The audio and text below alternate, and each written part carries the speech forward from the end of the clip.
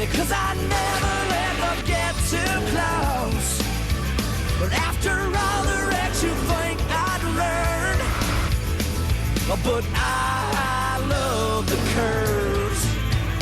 And I spend my time with the pedal to the metal, because it scares me when that dust starts to settle. Some people live their lives afraid of getting hurt, but I love the curves. Oh yeah, I love the curves. But I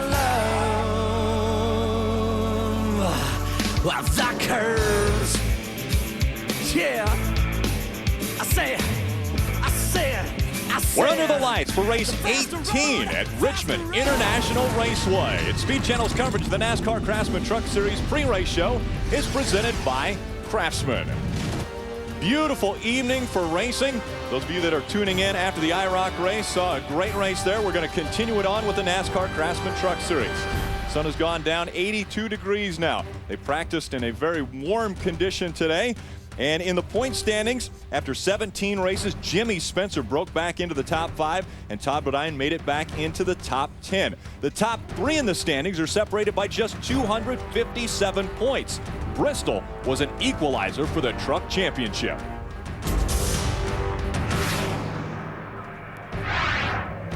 Welcome to the NASCAR Craftsman Truck Series Cherios Betty Crocker 200 on Speed Channel. And hello everyone, I'm Rick Allen alongside of Phil Parsons and Michael Waltrip. Now, we've had 17 races thus far in the season, 8 races remain. Dennis Setzer looked as though he was going to run away with this, Phil. Is that changing now? Well, Rick, Dennis Setzer has lost 84 points in the last 2 races. He still has a pretty good lead, 143 points, but Ted Musgrave, his closest pursuer, qualified 3rd for this race. Dennis qualified 20th. The difference between 3rd and 20th is 62 points. Dennis Setzer does not want to lose another 62 points. He didn't have very good practices today. He salvaged a 20th place qualifying effort, but his crew chief and crew are going to have to make the right adjustments to his truck to get that thing up front. Well, Dennis Setzer looking for his first ever championship. One driver we thought that was going to be in this field for sure was one of 45 drivers trying to make it, and that's Tony Stewart, a 2-time winner here. Michael, how does Tony Stewart not make this field? Are you asking me that because I missed the Busch race last week at California? Sorry to take that personally. I've won 10 or 11 Busch races. That just tells you the intense competition you're faced with when you're an interloper, a cat that comes in and just tries to run an event here and there. You're not seated in the points. Your job of qualifying is so difficult. Let me remind you, Rick, there were 24 previous winners in the field trying to make the field here tonight. 21 of them qualified. I got all mixed up on my numbers last week at Bristol. I think I got this straight this week. Tony Stewart not only has won 2 truck races here, 3 cup races that he's won at this track, and he couldn't qualify. That's what you got to understand at home, folks.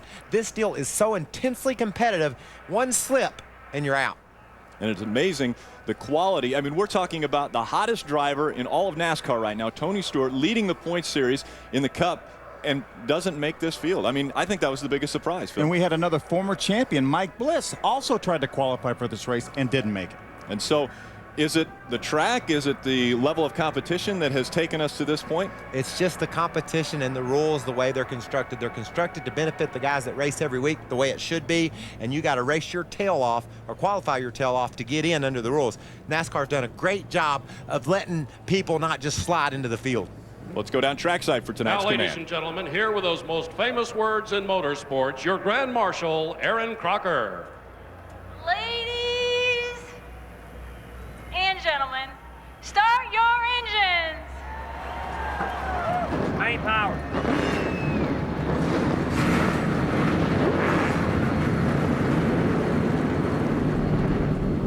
Aaron Crocker giving the drivers start your engines command. Aaron Crocker will be driving full-time next year in the Busch Series with the sponsorship of Cherios Betty Crocker, and she is our Grand Marshal for tonight's race. Who will win tonight at Richmond under the lights? Mike Skinner, our most recent winner. We have had 12 different winners already. Could we have a record number in the NASCAR Craftsman Truck Series this season? 14's the number they're shooting for. We've had 12 up to this point. 8 races remain in the NASCAR Craftsman Truck Series season.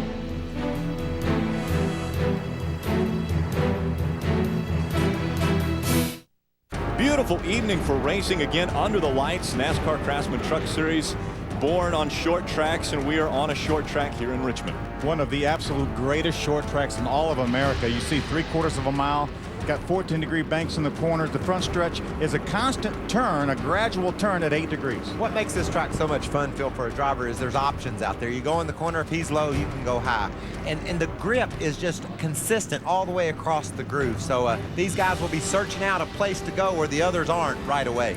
45 trucks qualified. There was only 36 starting positions, and so 9 had to go home. See, 200 laps. The purse is a little bit over $400,000, and the pit window is about 115 to 125 laps. Let's take a look at our Domino's starting grid. On the pole for the first time this year, but the 5th time in his career, David Starr takes the track record away from Jamie McMurray. He said it a year ago, but it was slaughtered today. Most of the drivers in the garage here in crew said Mike Skinner is the truck to beat. He was very, very quick in practice.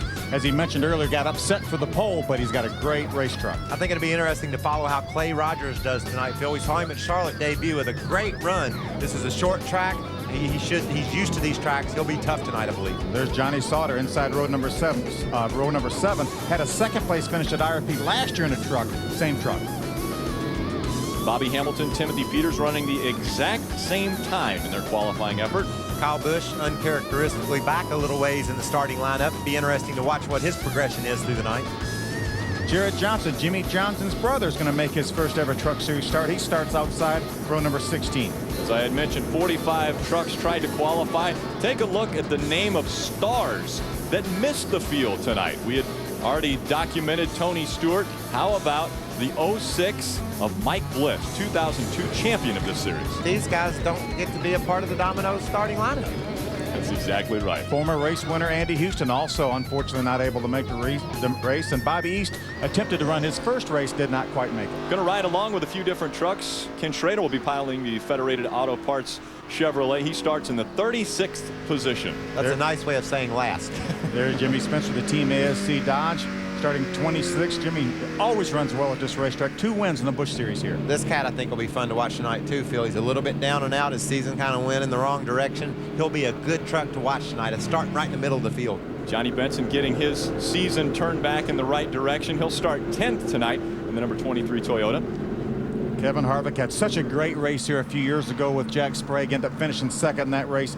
Driving the 47 truck. He's not in his own truck. He's in the All-Star truck out of Morgan Dollar, starting 5th.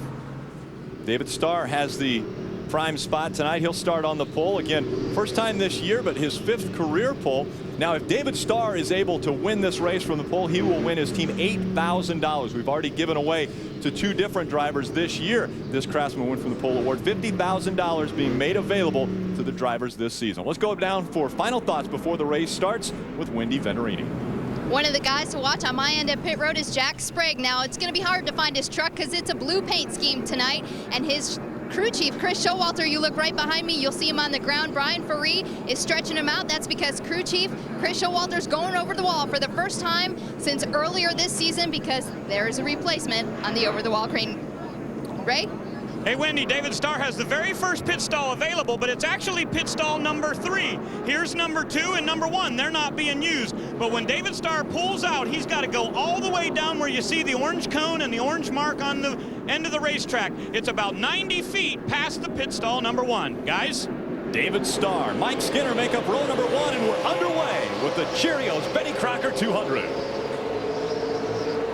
This is not a situation where you just automatically give the bottom groove the win here on this first lap. As Michael mentioned, you got options here wherever you want to run as Mike Skinner grabs a lead from the outside. Well, he won practice, Phil, and I was up here a couple of weeks ago when Mike was here testing. Way the fastest truck at the test, and I think what we're seeing here is something everybody in this field kind of suspected, that he would drive away just like he did at Bristol. The interesting question to be answered, he did not run a whole lot of laps in practice. What will those front tires do? You know, he wore one down at Bristol. Will that problem reoccur here tonight? Oh, trouble. Almost getting spun around. Terry Cook got in the back of the 16 of Jack Sprague. And they're stacking up behind Jack a little bit. They're going to make it, but you know, anytime you have a situation about 4 or 5 trucks back, it starts to get a little tense. Guys running over you. It may have happened to Rick Crawford, because when I glanced up and saw that, Rick Crawford was also way up high out of the groove into the loose marbles. Remember, this is a one-day show for the Craftsman Truck Series.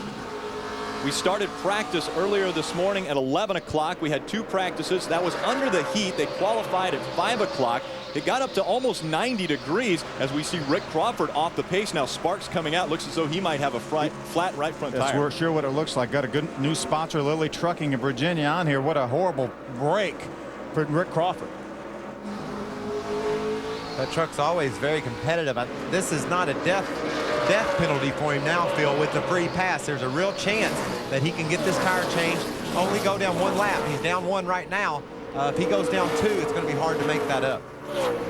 It's going to be difficult because he's just about to go 2 laps down. He's got to go about 2/3 of the way down pit road. Mike Skinner comes off turn number 4, and he already puts Rick Crawford 2 laps down.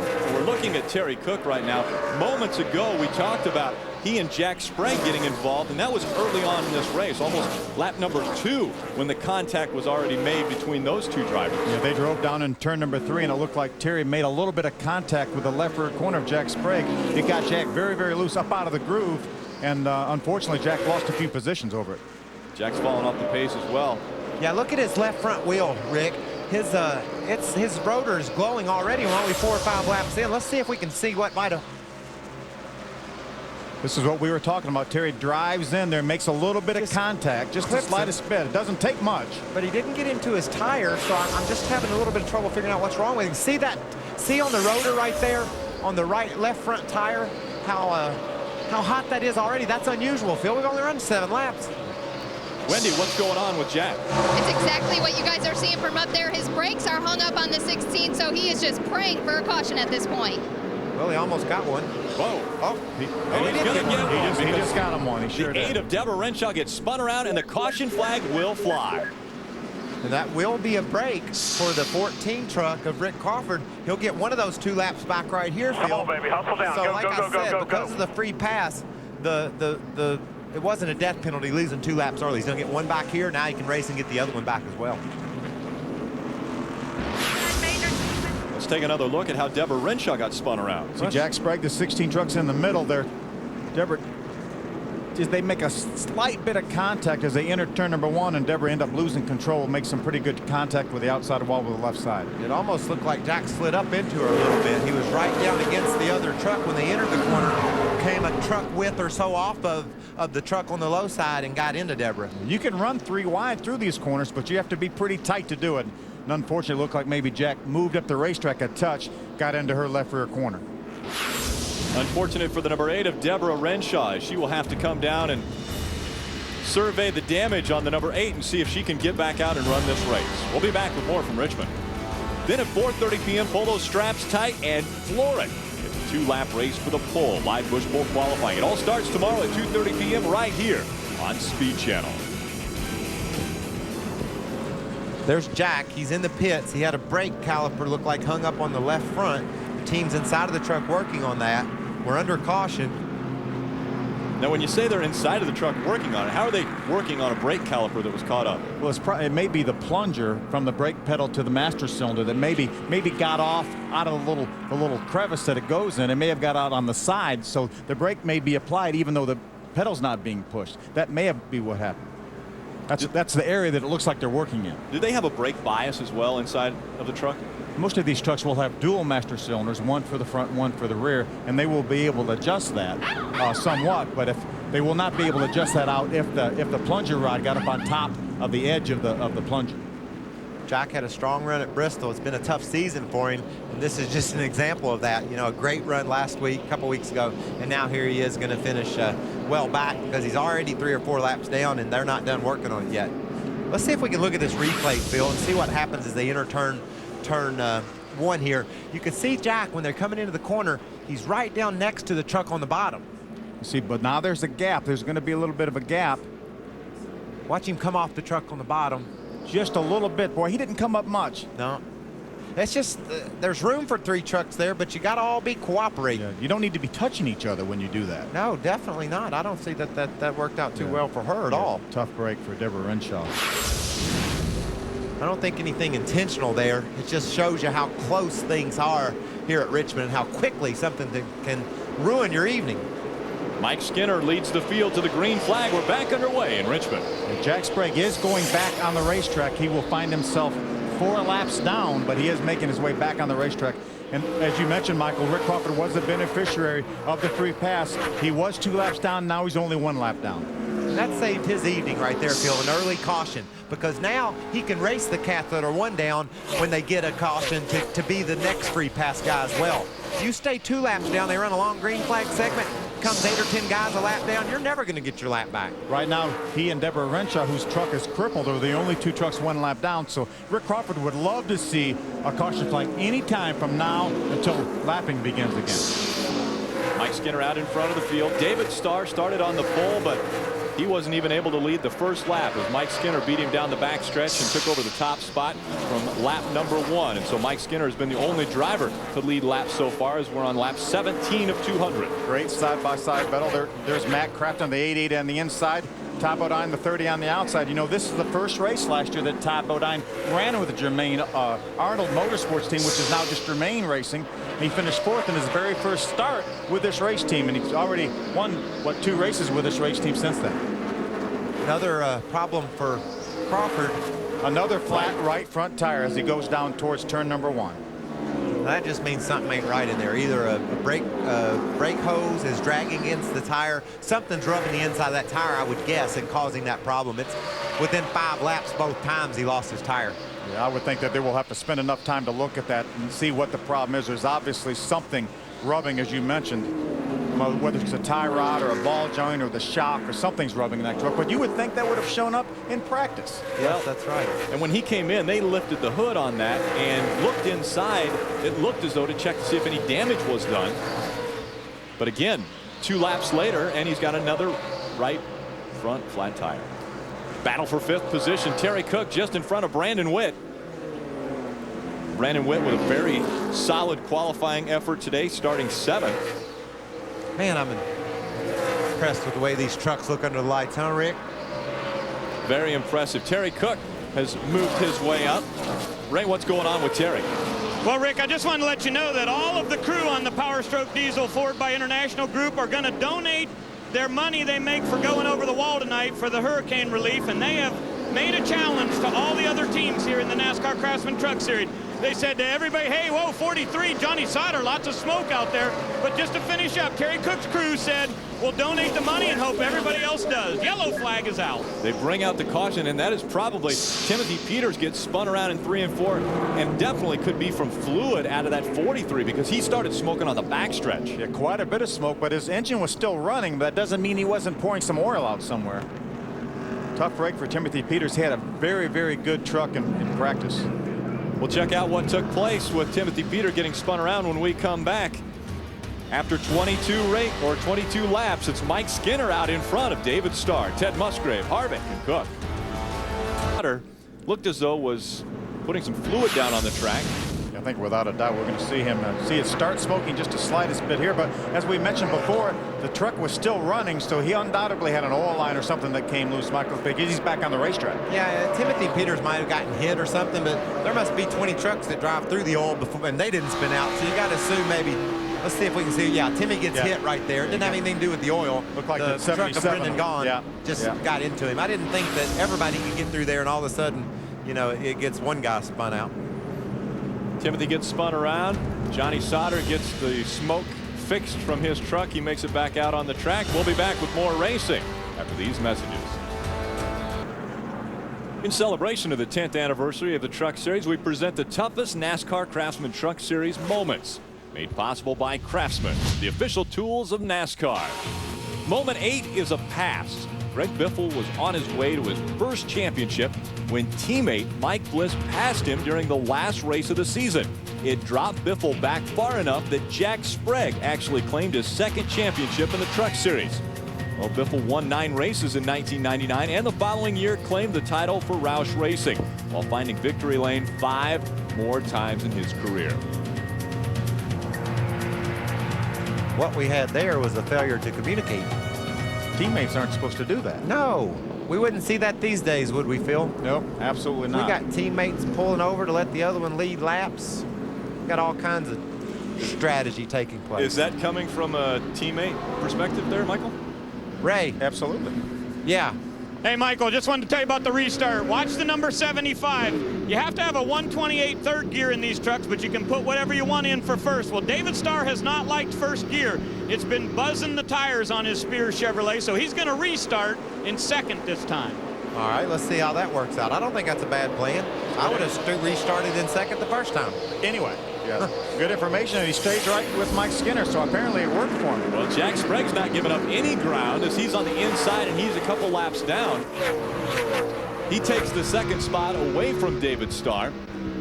Yeah, but he's a couple laps down. He's actually being shown 4 laps down. He spent a lot of time on pit road trying to repair the brakes, and apparently it looks like they are repaired.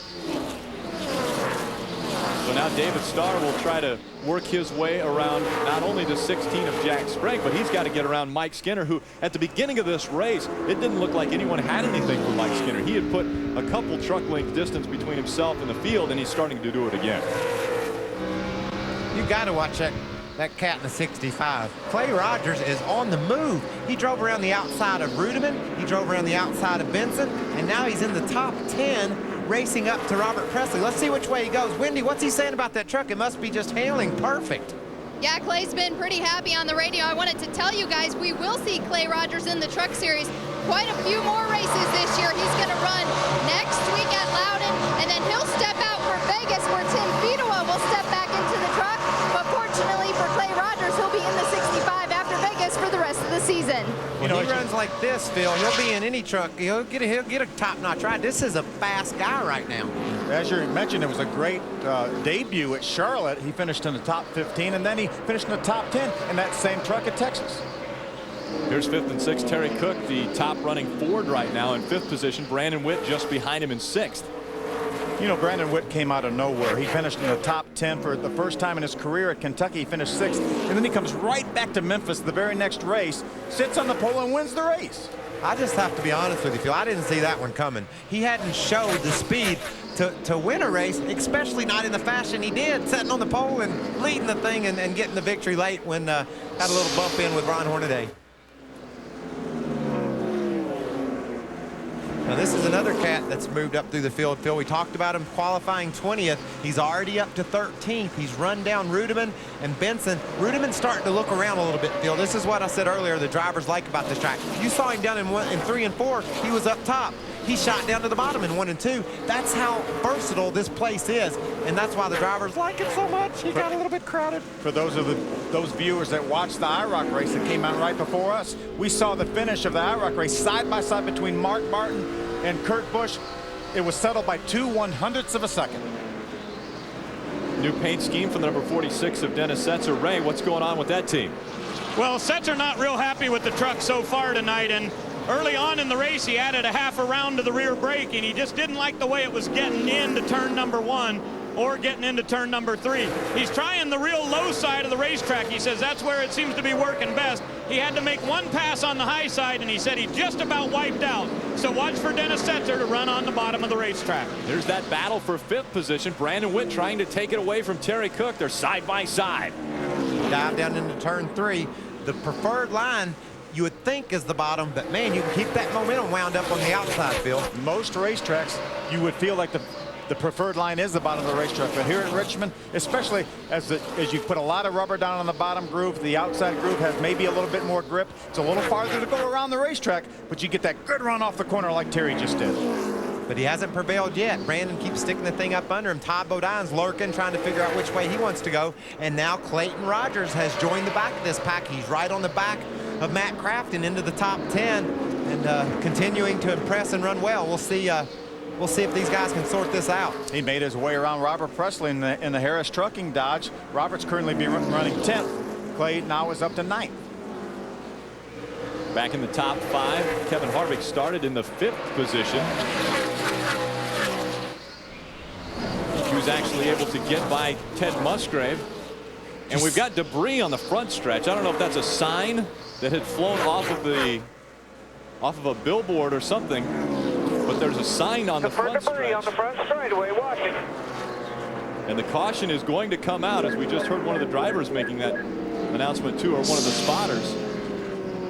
Well, that was the debris right there. Yeah. Somebody ran over it and took it away. Cherios was going to get a lot of good airtime, and that guy just wiped it out.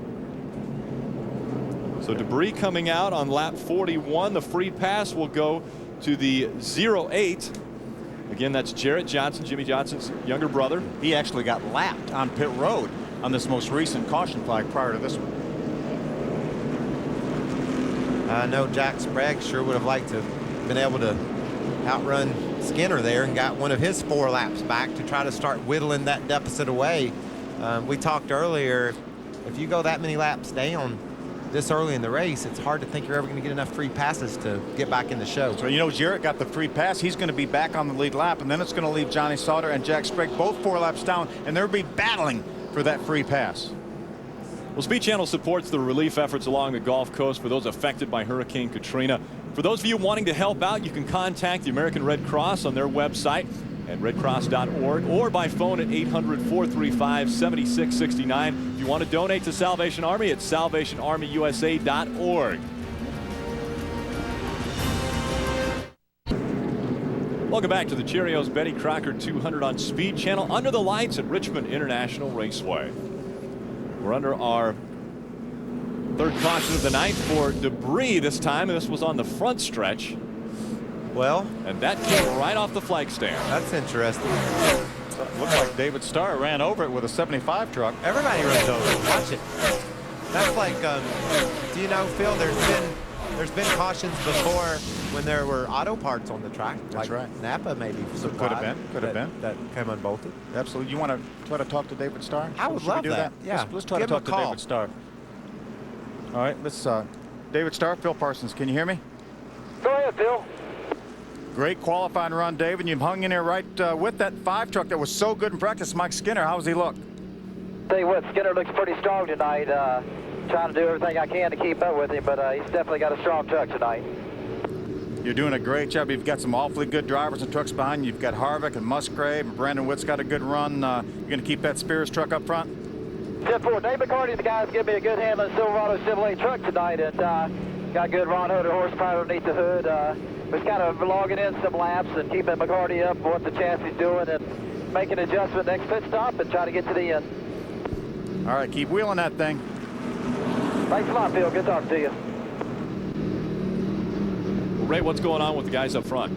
Well, let's talk about Mike Skinner, because he is going to try to go to the high side of the racetrack, and basically he came on and said, keep me abreast of what my lap times are doing right here, because I'm going to try the high side and I want to see how it compared with what I was doing down at the bottom. So watch for that 5 Toyota Tundra to go up to the top. Lights are out on the pace truck this time, or next time by. Randy Kaiser will pull that truck down pit road, and it would be back in the hands of Mike Skinner. He's probably not going to have any choice but to go to the outside, because Sprague's going to root him up there. He's going to want him to go to the outside. But even though he's obviously got the fastest truck here, he's leading the race, and it appears to have the fastest truck, he still wants to search for another groove. And you know why I think he's doing that? I think he's conscious of that right front tire. He wants to say, maybe if I don't make the corner so sharp, slide up the hill a little bit, it'll take care of that tire. Here we continue. You can see on the hood of the number 5, and there's a few other trucks that also have stickers on their trucks that say go to www.nascar.com to help out with the hurricane relief. That will send you to the American Red Cross. And so we're all wanting to help out with those that have suffered from the effects of the Gulf Coast disaster. Buffy and I sent them a check for 50 grand to the Red Cross through our Operation Marathon efforts, and the whole NASCAR community's really stepped up. The guys last week winning races and giving money away. That's right. It just made my heart smile. A lot of money, too. Unbelievable. Both Carl Edwards and Kyle Busch both giving their winnings away to the disaster relief. Along with their car owners. That's correct. Terrific. Terrific. You see Ted Musgrave move to the outside of David Starr. Kevin Harvick has already gone by David Starr to take over the 2nd position. Man, I love it when the track gets to being like this. Guys are just picking them off around the top, going where they're not. That was a little contact right there. David Starr on the inside of Ted Musgrave. Looked like Musgrave said, hey, I'm going by. Incidental. It's a day's work, Phil, to hold these trucks down on the bottom and not slide up and get into the guy out there. So anytime you see a cat make the pass on the bottom, you know he's put in a day's work. Saw a little more smoke coming out of that 43 of Johnny Sauter. Wonder if that's more problems. That could be some of the residual oil that was coming out of that truck. I'm sure it coated everything underneath that truck. Mike Skinner out in front of the 47. That's Kevin Harvick tonight in that number 47, the KISS 47. Wendy, how's he doing? We saw Mike Skinner pull away on that green flag. Kevin Harvick came over the radio and he said, it takes me about 10 laps to get going, but then it gets really good, and he's requested no adjustments on the 47 truck when they come down pit road tonight. That's our man Goss's truck. I got to drive that thing last year, and we've seen a lot of guys have success in that thing, and it looks like Harvick's going to be causing Skinner some stress here in a few laps, Phil. We saw Tony Stewart finish second in that truck. We saw Bobby Labonte win in this very same truck. And you can see right there, Skinner decided he would finally try that higher groove. He watched Harvick catching him like that. So look at him sliding up the hill, taking the groove away, seeing what Harvick's feeling up there. Great move by a veteran driver to see if he can find something better out there to make his truck run faster. You see Onion in the 30 trying to get on the inside of Johnny Sauter. Now, why do you call him Onion? Well, that's his nickname. And by the way, have you seen him without a helmet? Oh, looks a little like an onion. Yeah, huh? It's making sense now. I understand. I thought maybe his breast stunk or something, but it's not that I know of. Look at this. The gap has been closed. Mike Skinner hadn't been able to have any competition up to this point. Kevin Harvick has decided he will put the 47 right in the middle of the race for the top spot. Now, it's the Chevy Rock and Roll 400 weekend here at Richmond, and Harvick's got KISS on his truck, so I know that he wants to take KISS to victory lane. That would definitely be a rock and roll weekend for Kevin Harvick. What's your favorite KISS song? Beth. Don't sing it though. Is it still your favorite? Not anymore. That threw it right out the window. Maybe KISS's version of Beth, not Michael's. Ray, what's going on with that band? Well, I just wanted to let you know that I spent 25 years of my life rocking to KISS, and I've gone to their farewell tour 7 or 8 times. They never really know when they're going to quit. But what's cool about Kevin Harvick is he's got a great helmet with KISS on it, and we've got a spin on the racetrack. The number 9 has gone around. Justin Hobgood in the number 9 this week got spun around and bringing out our 4th caution now of the night. It looks like Johnny Sauter will get the free pass. He's being shown 3 laps down right now. Jack Sprague is 4 laps down. Oh, Sauter gets one more caution here right quick. He gets it to 1 down, and all of a sudden he's back in the game. And we saw how that truck ran at IRP. Remember last year? That's right. Had a great second place finish. Really came down for the win side by side. Take a look at why we're under this caution. Look as though he was on his own. Oh, he's so fortunate. He kept the gas down and mostly kept it off the wall. He can continue on here, and he had a good qualifying run, Phil. Yeah, he finished qualifying the top 10. He qualified 8th. A great run for Justin Hobgood. His first ever career truck start. He a longtime competitor in the Goodies Dash series. There's a bunch of those Hobgoods. Will Hobgood was their father, right? Yep. He was there's a few of them. Winner. And, yeah, a lot of them won in the Dash series. Jake. Yep. Justin does a good job. He's actually a fabricator at Germain Motorsports. So if he bruised up the rear end of that truck, he's the one that's going to have to fix it. Now, let me ask your professional opinion here, fellas. Do we pit or do we stay out? This is normally where we ask you your professional opinion. They're going to pit is what I would say. I think they're going to pit, and they're going to make it a 2 pit stop race. Ah, no, not that simple. The leader's in, second place stayed out. Dennis Setzer stays out. And this would be somewhat of a teammate situation because the 47 and 46 Morgan Dollar Chevrolets. Ray. Hey, Mike Skinner said on the radio, it's Jeff Hensley's call here. I'm not sure if we should come in this early, but he also said, guys, let's not get hung out on a long green flag run because that's happened on a lot of short track races this year. Hensley said, come on in, and we're going to pit one more time tonight. So it'll be a 2-pit strategy here for Skinner. They get all the tires on, a little bit of a hang-up on the left rear.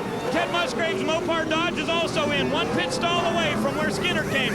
Skinner is gone. Musgrave will head out. He's got to be very tight on the back of Ricky Craven, but Musgrave is back to the racetrack.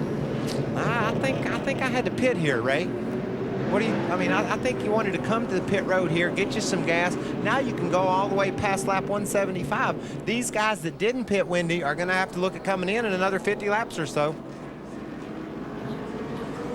So staying out, the 47 of Kevin Harvick will take over the top spot. Mike Skinner was the only other one to lead this race.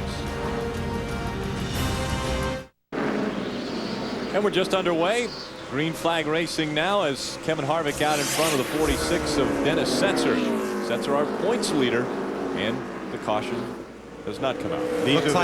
Looks like the 47's letting the 46 lead, Phil. Yeah, that was a 5-point deal right now. He may just drive right back by the outside. He does. What about that? But the 47 and the 46 are the only 2 trucks on the racetrack that have not pitted yet, Wendy. I missed you guys on that caution. There was no pit stops on my end of pit road. Kevin Harvick and his crew chief Randy Goss decided to stay out.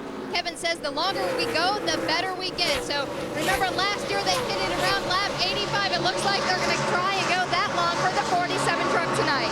You know, they haven't lost any speed because Kevin Harvick's fastest lap of the race was on lap 51. So he actually ran his fastest lap of the race just before the caution came out. So he hadn't lost any speed yet. He came off turn 4, and I thought the motor blew up. He just put the brakes on that thing and let his teammate grab 5 points. And that's a big deal, you know, when you're talking about a championship trying to be won. Dennis Setzer lost a championship a couple years ago by 8 points. Johnny Benson currently in the 7th position. Johnny had a great run at Bristol. He finished in the top 5. He finished 4th, while his teammate Mike Skinner was winning the race.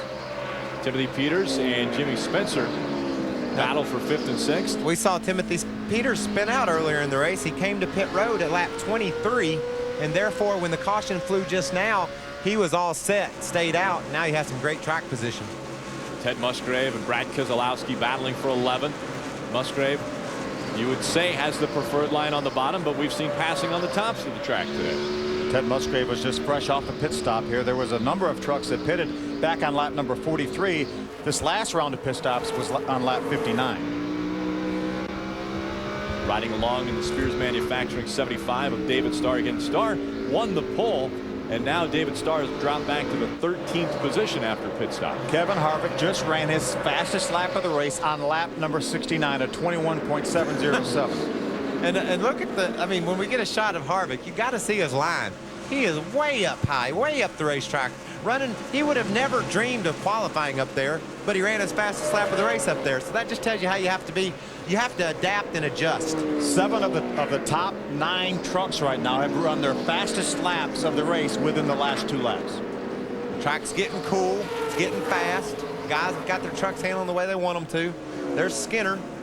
Early in the race, looked like he might drive off and leave them, but we certainly know that's not going to be the case now. Side by side, David Starr on the inside of Brad Keselowski. Keselowski is a name that knows how to win at this racetrack. Bob Keselowski won this race the 3rd year it was run here. Yeah, Brad's father did a terrific job. He just spanked him that night in his Mopar Dodge.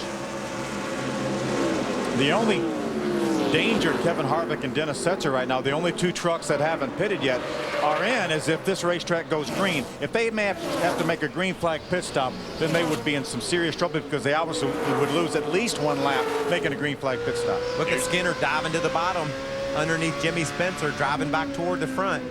And you're right, Phil, because these guys have spotted the rest of the field 58 laps on fuel. So there's nothing that can happen good for those guys if they have to stay out or they have to pit under green.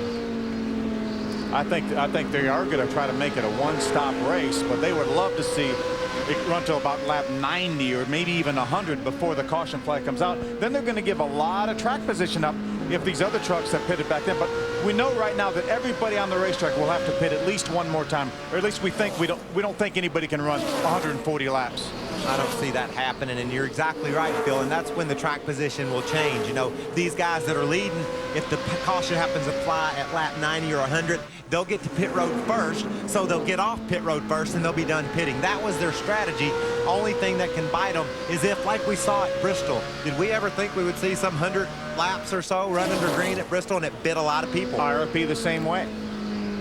Ray, what do you think about the fuel mileage situation? Yeah, they definitely cannot go all the way. Everything I've heard on the radio is 160 to 165 is about where they'd be, putting them at about 105 or 6 laps on fuel here for the guys who just pitted here. So nobody can make it the distance, and you're right, there is a lot of people sweating down here in the 46th pit, worrying about a long green flag run. These 2 veterans have been battling it out for 5th. It's Kevin Harvick that's out in front of this field. Dennis Setzer, our points leader right now, looking to claim his first championship. He runs 2nd. It doesn't look like the 46, but it is. That's Dennis Setzer in the number 46 with a flat right front tire.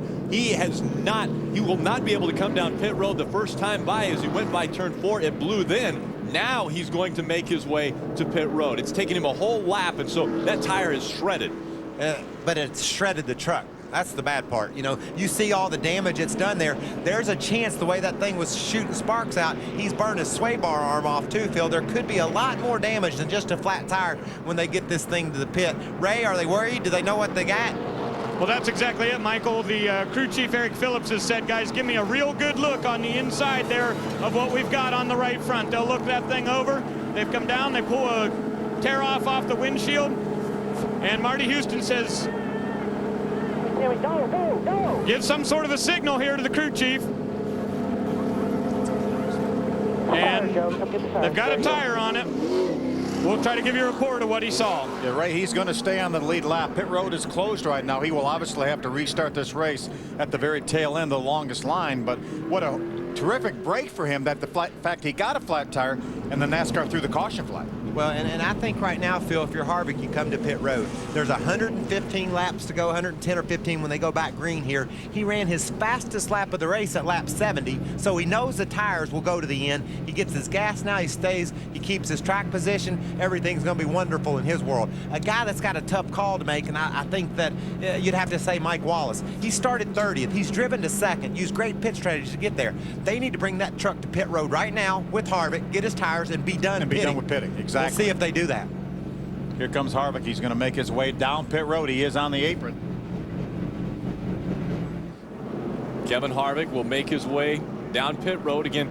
He and Dennis Setzer were the two that didn't stop earlier. Wendy. Our leader, Kevin Harvick, slows it down 4,500 in second gear as the crew goes to work. You'll see Scott Punch on the front, who came over from Jack Sprague's team. No adjustments on the 47 truck, but Randy Goss said, make sure you pack that thing full. We're going the rest of the way, right? See, this is another great way to get track position, Phil. Say you're running 25th or so and you got a decent truck. Pit now. Not many of the leaders did. So you pit right now. When they come to, they're coming to pit road in 20 laps, Phil. You know they will.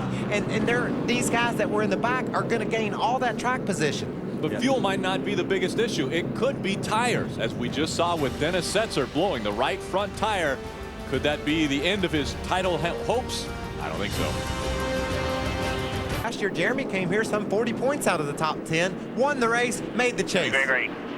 We go back to racing, and, well, our points chase has gotten a little tighter since the 46 of Dennis Setzer had problems with his tire, bringing out our most recent caution. Mike Wallace has got the lead in that number 12 Toyota Tundra of Darrell Waltrip Motorsports. Mike's done a nice job since getting in that truck, and right now he's got it to the front. Jack is desperate to get one of those laps back, but Mike running the high side has been able to hold him off. Mike's doing a terrific job in that truck. What's going on with Mike Wallace, Wendy?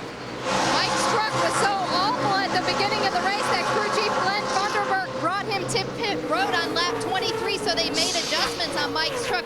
Now, of course, they can't go the rest of the way. I just spoke to Glenn, and he said they will come back down pit road around lap 120. He's going to lose a lot of track position by waiting that long, but let's not say that maybe that's not a smart deal. Rick made a great point. We've seen a couple of tires that have had trouble. Is that going to be something that reoccurs for these guys like Kevin Harvick that's going to try to run 110 laps on his tires? You think he's got a very, very similar setup to what his teammate Dennis Setzer had. Dennis lost a tire at 80 laps. Now, he may just have simply run over something, and if that's the case, then Kevin Harvick probably has nothing to worry about, or anybody else in this field, but you never know. Jack Sprague on the high side of Jimmy Spencer. Sprague again in that new paint job for this race. Who's his band? That is Blue County. Blue County. What do they sing? Ray, what's 46 doing down there? Well, Michael, they're singing the blues for sure. You can see right here is the sway bar arm that connects to the race truck and holds on to the sway bar. And you can see the damage where it has been ground off right here. That's the part that they're trying to replace right now, but they had to run to the truck to find a replacement. Crew Chief Eric Phillips went to get one. They didn't have the right size right here on their crash cart, so they're trying to find the right part. They've actually got it here to the truck now. They'll continue to work on it, but Setzer has fallen all the way back to 35th in the running order. Big problems coming out of turn number 4. Timothy Peter gets into the wall. A lot of damage front and rear of that Bailey's Dodge. Went in with Brandon Witt together there in turn 4. Big pack of trucks racing there. What a horrible break, as Ray was talking about with the 46 of Dennis Setzer. Our point leader coming in. As you mentioned, he probably was grinding the sway bar arm off. That's exactly what Ray showed us that happened. You see a lot of damage on Brandon Witt's 38. And that's what's so tough, Phil. If Dennis blows that tire coming down the back straightaway, or off 2, he slows it down and he gets to pit road. Here's the crash. Let's see what happens. It looked like Timothy Peters drove down a little bit on Brandon Witt, caused him to make contact. Brandon was in there a pretty good ways, and they just ran out of racing room over there. Yeah, it looked like Timmy maybe pinched him down a little bit, and unfortunately they made some contact. Brandon ran into Timmy basically, and Timmy got contact front and rear with the wall. And you know, Dennis blew the tire coming off 4, and you saw the shower of smoke, the sparks flying out of that truck going down the front straightaway. He had to say to himself, boy, that's not good, and tried to slow that thing down, but it was probably too late. He came to pit road absolutely as soon as he could. The first time he got to the entrance to pit road. Now, I like this strategy by Glenn Thunderberg here. They pitted early. Now they're getting their last stop done. Is that the case, Wendy? Yeah, it looks like they do not want to wait till lap 120. They brought Mike Wallace down, but it looks like it was going to be a quickie yellow, so undecided on the 12. They did bring him down, but no adjustments on this truck. You can see the effort that the whole community's doing to raise money for the hurricane victims. Ray, what is happening in the 10 pit? Terry Cook has come in with his Ford. He has been running very loose into the corners. We know a lot of these guys made adjustments on these trucks because they were afraid that this track was going to tighten up an awful lot tonight.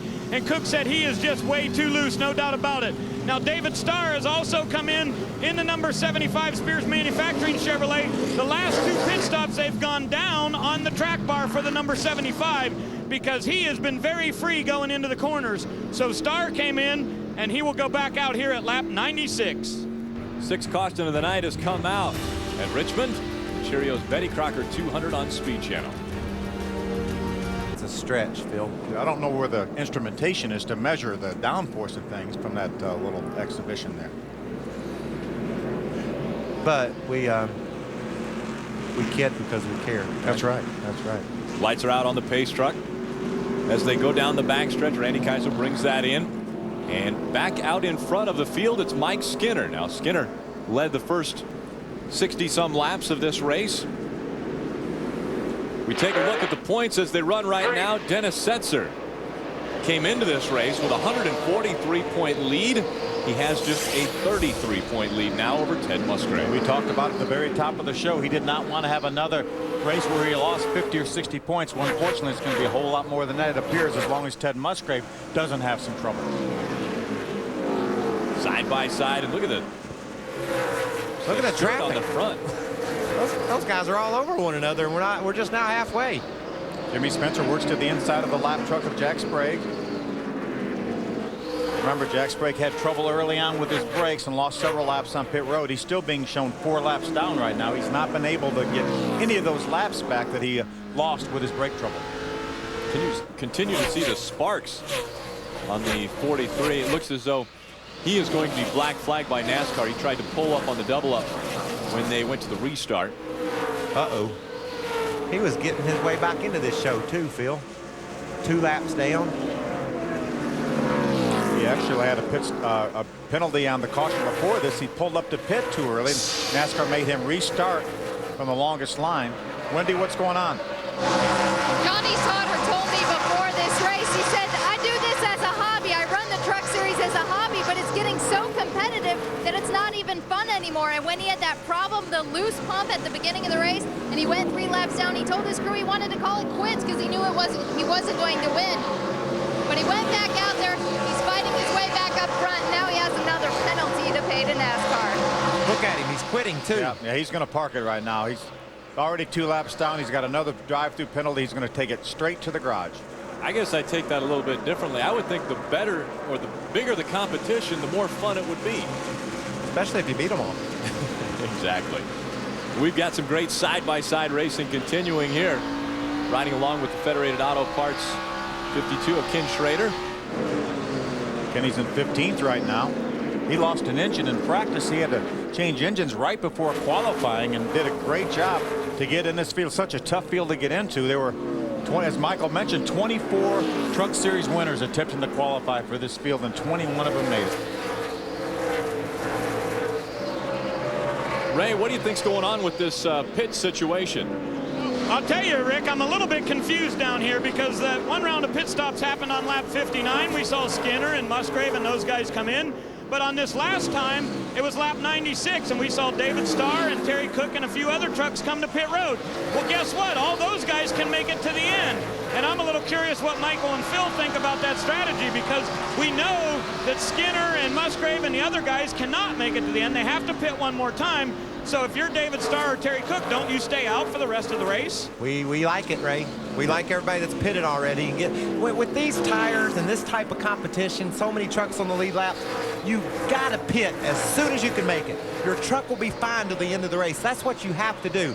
Now, I say that, and I'm thinking about it, Charlotte, when we questioned everything that the race winner did. Everything Richie Waters did, we questioned, and he ended up winning the race. Right, so don't think we know what we're talking about, but I think that it tilts your odds in your favor if you've pitted by now and you're set to go to the end of the race. You can make it on fuel. Now, Ray had just mentioned that there are some trucks that cannot make it on fuel. That's right. All the trucks that pitted around lap 59, I don't think can make it the rest of the way, so they will definitely have to be to pit road again. Everybody that pitted on lap 84, the caution before last, and lap 95, I think can make it all the way. Yeah, and that's the beauty of it. They're going to just get automatic free track position as soon as the caution waves. And if the caution doesn't wave, it's even better yet, because they're going to the end. People are going to have to pit under green. So no matter what, whether it waves or not, the guys that have pitted are in the best shape.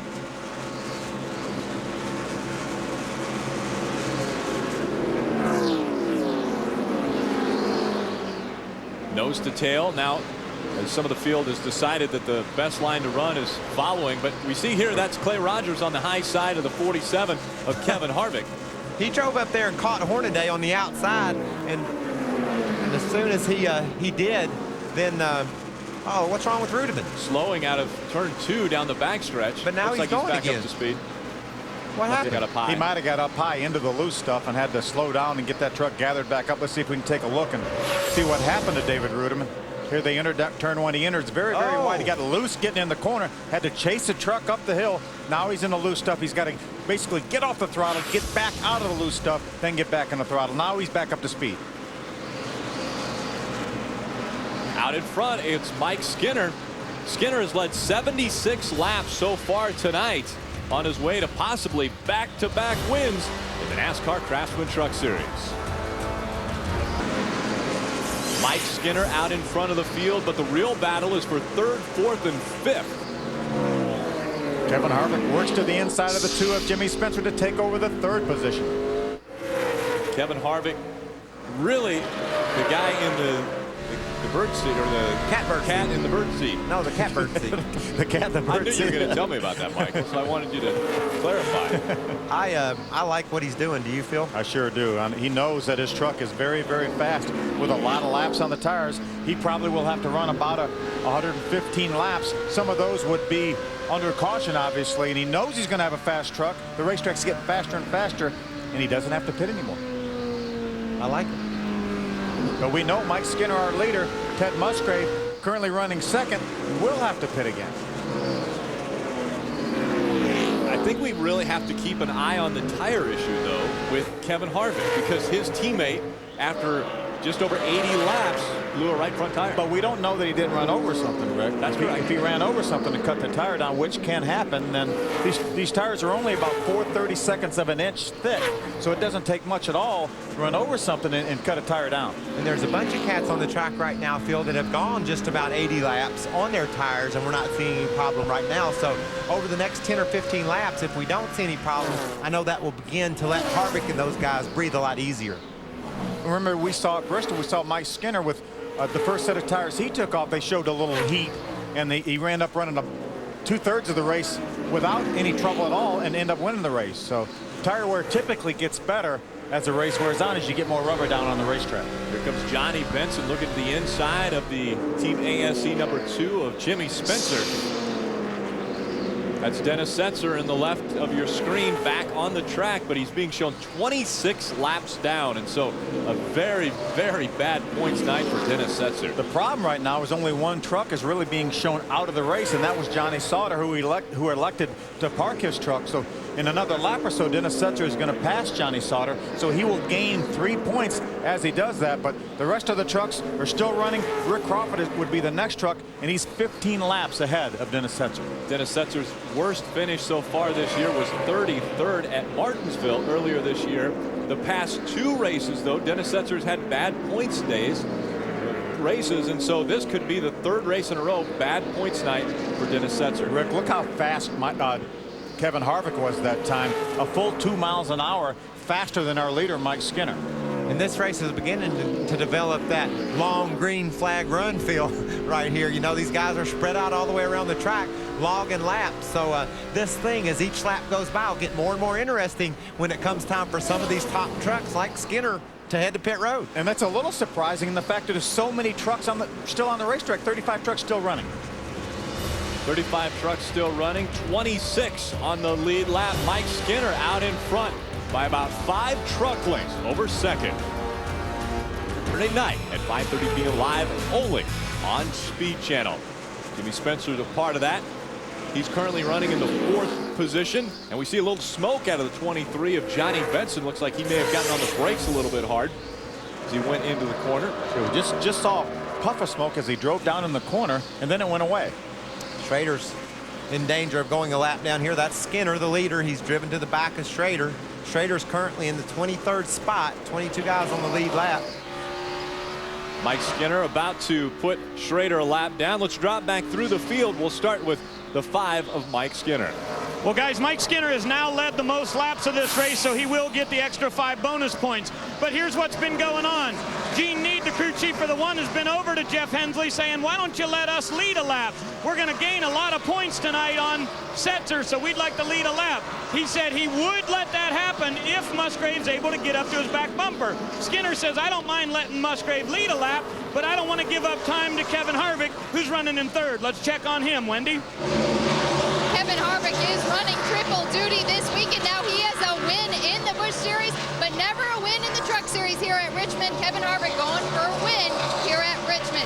Jimmy Spencer, you see, is running in the 4th spot. Now he started deep in the field. He told me before the race that his truck was awful, and he hoped that it was going to get better through the night. Now they're on a different pit strategy than the 47, so they will have to come back down pit road anytime before lap 167, Ray. Johnny Benson pitted on lap 43, and they took a little bit of wedge out, but he is saying it feels like something is dragging. And it looks like we're going to have a spinner, a crash on the track. Yellow will be out, and now we're going to see those pit stops that everybody was looking for. Caution coming out. This is the 7th caution of the night. That's the 07 getting spun around. Jack Bailey piloting that truck tonight. Looks like Kyle Busch, the 15 truck, may be the recipient of the free pass. That's right, it is Kyle Busch. Take a look at how this caution came about. Oh, he got together with Mike Wallace. Mike Wallace in the 12 truck. Mike was on the outside, had given him plenty of room down on the bottom of the racetrack. And the 07 moved up the hill. They made some contact, and around he went. I was so impressed with that IROC race we saw on Speed just before the truck race started. The way Kurt Busch was able to lay on the bottom of the racetrack and not slide up and hit Mark. You know, it'd been so easy just to slip up and bump Mark and drive away, but he drove that race car so perfectly to run second. Well, I'm sorry, Rick, this is going to be the opportunity for the leaders to come down pit road. Mike Skinner, Ted Musgrave, we know they're going to have to stop. I think Kevin Harvick's going to stay on the racetrack, don't you, Michael? I think he is, but I don't know. No, he's not. Mike Skinner, Ted Musgrave comes down. There'll be other trucks that pitted earlier that will stay out, I believe. Kevin Harvick decides to come down pit road as well. Wendy? It was a last-minute call by Randy Goss. They were going to stay out, but when Mike Skinner decided to come back down pit road, Kevin Harvick decided to come get 4 tires, fuel, but no adjustments on his machine. Ray? Mike Skinner's going to take 4 tires. There was no debating about that. They said it's the only way to go to get to the end here. At lap 142, they come to pit road. The question to Musgrave was, any chance we should take 2?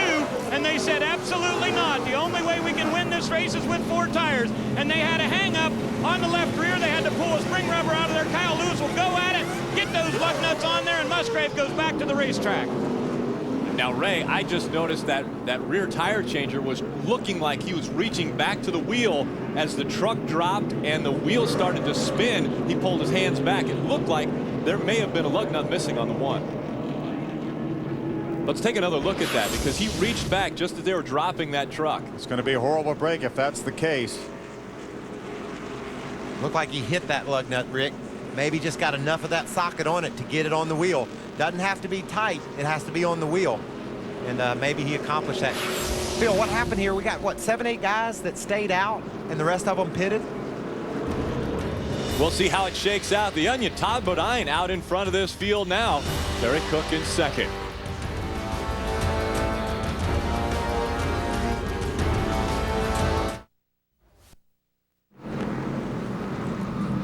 No one covers NASCAR like Speed Channel covers NASCAR Monday. First catch NASCAR Nation off track and in depth. Then it's an all new Inside Nextel Cup. Dave Despain and our own Michael Waltrip, Ken Schrader, and Brian Vickers. On Tuesday, brand new to Speed Channel, One Track Mind. Drivers and crew chiefs reveal what it takes to be a champion. Wednesday, an all new series, Backseat Drivers. Who will win the championship? On Thursday, go deeper inside the action with a full hour of NASCAR Beyond the Wheel. Then Ralph Shaheen and Daryl Jarrett break down the stats and the facts and show you how the chase for the title is stacking up. The chase is on, and your NASCAR weekend cranks up with full coverage of all the action live from the track beginning September 19th, Monday through Sunday. No one covers NASCAR like Speed Channel covers NASCAR. And welcome back to the Cherios Betty Crocker 200 on Speed Channel. It's Todd Bodine out in front of the field now. In the number 30, you see the 17 of David Rudiman.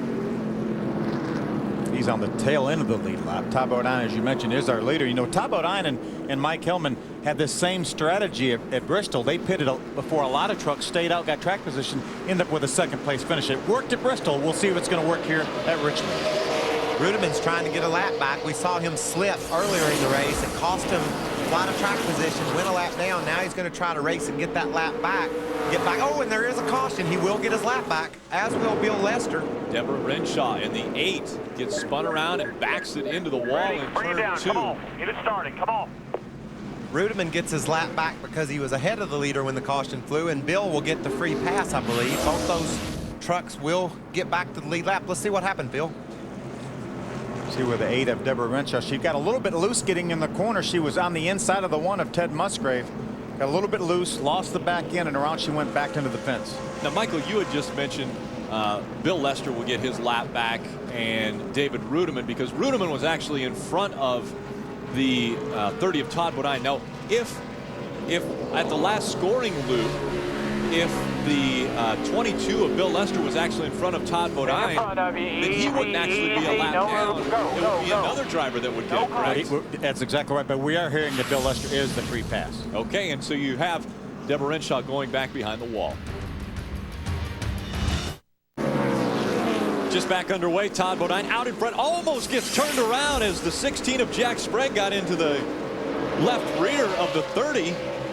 You know, we know how much Jack Sprague wants to get some of his laps back. Now I think he's going to back off because he didn't want to spin Todd Bodine. Now that's not how he wanted to get a lap back. So I think he backed off, let Todd get in front of him. A lot of trucks vying for position. Is that a gaggle? Behind them is definitely a gaggle. Officially a gaggle. We see a couple Fords running up here. Terry Cook and Todd Cleaver. Ford still looking for their first win of the 2005 season. Terry Cook was oh so close back where it was at Kentucky. He was leading inside of 5 laps to go, cut a tire down, hit the outside wall. What a horrible break for Terry Cook. Saw Steve Park backing up there, almost causing an accident. He got into turn 1 a little hot, got sideways, and caused him to wide up. 3 wide. Momentarily. Yes, and Mike Skinner decides. Now Skinner's in 6th. Rick, he's the first cat with 4 tires.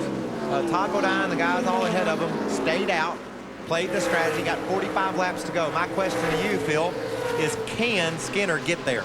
I think he can, because only 6 trucks stayed on the lead lap. Caution before this, when all Kevin Harvick and Ted Musgrave and all those other guys stopped. Only 6 trucks, as we mentioned. Todd Bodine, a leader, was one of them. He worked his pit strategy at Bristol, and it worked well for him. He finished second. He was not able to beat Mike Skinner, but he probably got a better finish than he feels like he deserved because of good pit strategy. The guy that he better keep an eye on that mirror for, though, is Kevin Harvick. We saw him drive up, catch Skinner, and drive away from him earlier in the event. Harvick's in the 10th spot, but he's on the same tires Mike is, so that's going to be a real interesting battle to see which one of them can get to the front first. That's right. Right now, Kevin Harvick is over 4 seconds behind our leader. Great battle for side-by-side battle for second. Todd Cleaver on the inside. Oh, and they make a little contact. Terry Cook on the outside in that number 10, the Power Stroke Diesel number 10. Terry trying to hold off Todd Cleaver. Cleaver trying to take the position away. Wendy? Rookie Todd Cleaver has never raced here at Richmond, but they were smart enough to come here and test it out. He said he thoroughly enjoyed this track, and then he feels really comfortable on it. Now, Mike Beam had some pit strategy on the 50 truck. They came in last time on lap 95. Obviously, they are going the rest of the way, and Todd Cleaver is happy with his truck.